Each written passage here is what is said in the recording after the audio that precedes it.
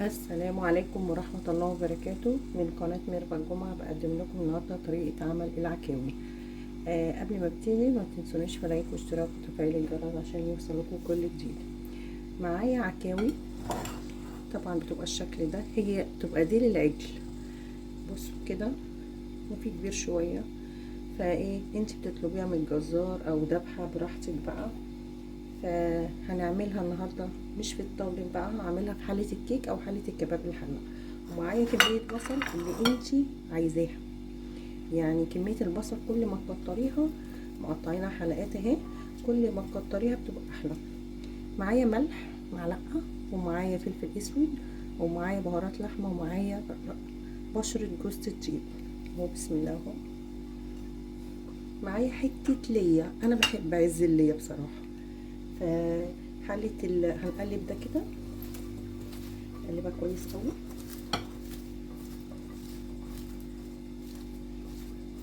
هفتح معاكي بقى كده بحيث ايه، تحاول ان هي تطريها كده خالص كويس.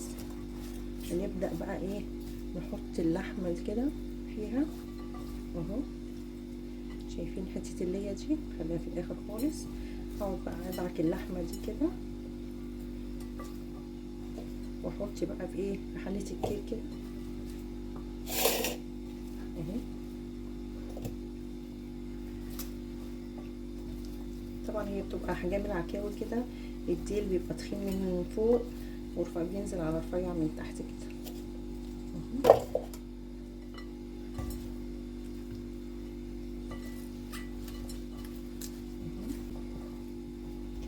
لو ما عندكيش حله الكيك، هتشوحي اللحمه اللي هي العكاوي، وتحطي عليها كميه البصل اللي انت عايزاها.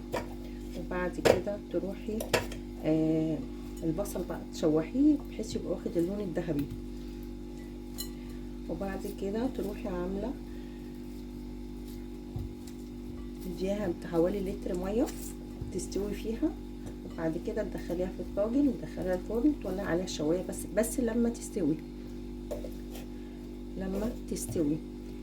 وممكن تعملي حاجه تانية، ان انت تسلقي العكاوي الاول وتشوحي البصل وتحطي عليه طماطم، وبعدين تروحي حطاه في الطاجن ومدخلاه بحيث يبقى كله مستوي، يخش في الطاجن كده حوالي ربع ساعه، وتروحي مطلعه.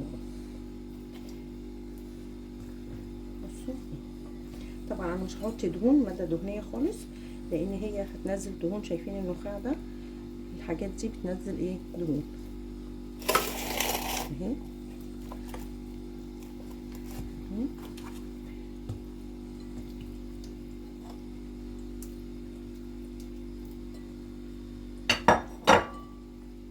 طبعا دي بيسموها العصعوصه كده من تحت كده، رفيعه قوي دي اهي.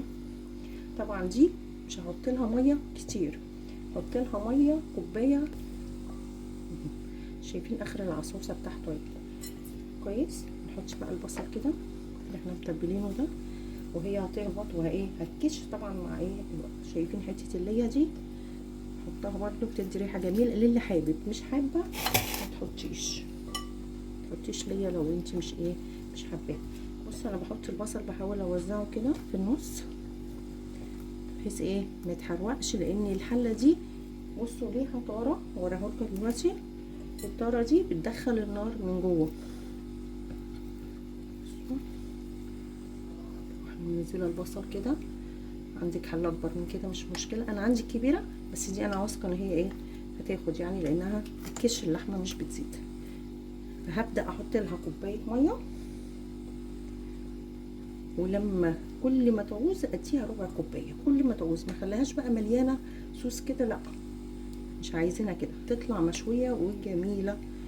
لا اما تعملي لو عندك بقى الطواجن قلت لك، لا اما تسلقيها وتقلي البصله وتروحي مدخلاها كلها ربع ساعه على النار في الفرن، و لا اما تشوحيها من جميع النواحي وتقلي البصله معاها، وتروحي سقياها لتر ميه لحد ما تخش في السوا، تروحي حطاها في شوايه الفرن بس. وبتدي يعني طعم جميل جدا. انا هدي كوبايه ميه كده، وطبعا اللحمه هي هتنزل. بصوا كده، انا ولا هحط ماده دهنيه ولا اي حاجه كده اهو. هحطها على النار وهوريها هوريها لكم لما تستوي. كده احنا حاطين تحتيها جزر وبصل وحاجات من دي حمايه ليها بس عشان ما تتحرقش، وحطها في صاج اهو، وهبدا اغرز كده. نبدا بقى كده بصوا عشان ندخل توم. طبعا الماده الدهنيه دي مش هنحط دهون فيها يعني كده.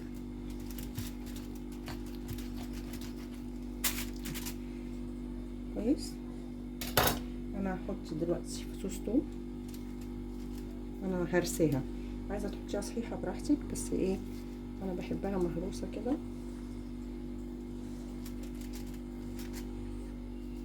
دي معايا بصله كبيره او بصلتين، حطيت عليهم شويه ملح، وهبدا اصفيها كده عشان عايزه ميتها عشان نتبلها. طبعا يفضل ان انت تتبليها قبلها بيوم.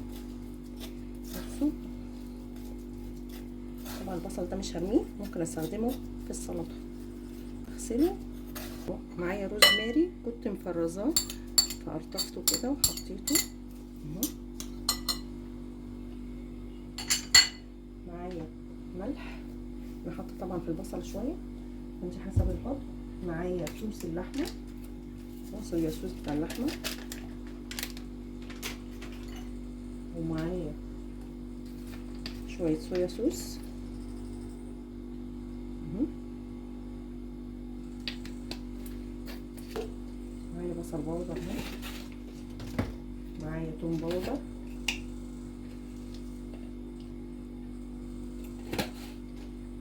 معايا شويه خل قد معلقه عشان خاطر دي بتساعد في التسويه.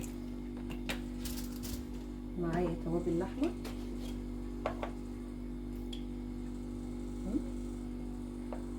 شويه كاري، ومعايا شويه بابريكا مدخنه او عاديه مش مشكله.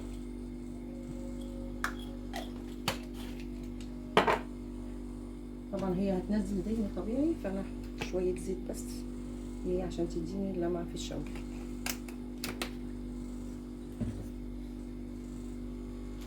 هقلب كل المكونات دي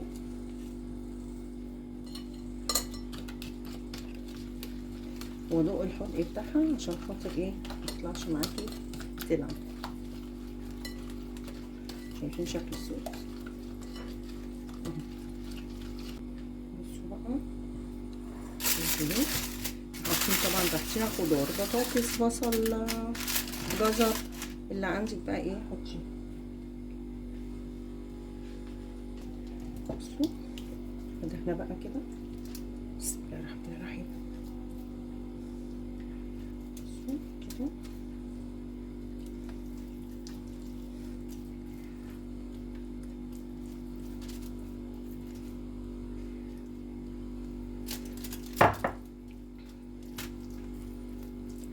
زي ما عملنا الناحية دي هنعمل الناحية التانية.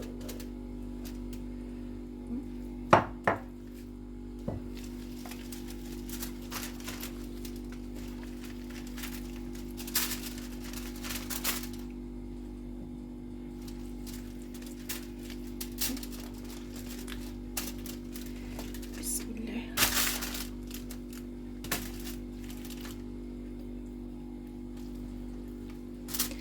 طبعا الخضار ده حماية ليها عشان ما ايه متتلسعش.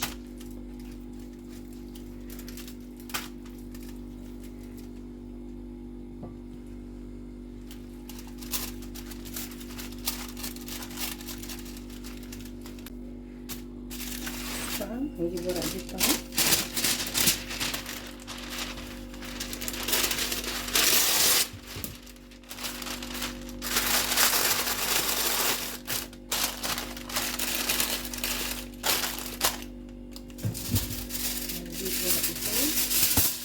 طبعا كل ما تستويها كل ما تستوي اسرع يعني والبخار يسويها.